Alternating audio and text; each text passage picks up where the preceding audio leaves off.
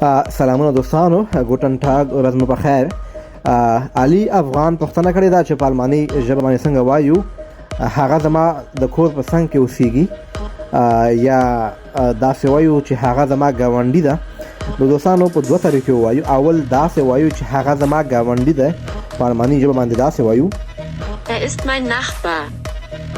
Er ist mein Nachbar. Er ist mein Nachbar. Er ist mein Nachbar، یعنی هغه زما ګاونډي ده. دا صحیح طریقه هم دا ده چې وایي هغه زما ګاونډي ده. په بله طریقه موږ وایو چې هغه زما کور ته نږدې ژوند کوي، یا هغه زما کور سره نږدې ژوند کوي. نو بیا دا جمله په الماني ژبه باندې داسې وایو Er wohnt in der Nähe meines Hauses. Er wohnt in der Nähe meines Hauses، یعنی هغه زما د کور څنګ کې ژوند کوي. نیه وایي نږدې ته یا څنګ ته. نو تاسو هم کولی شئ خپلې پوښتنې همدلته وکړئ، په وخت سره به تاسو ته جوابونه درکوم. مننه.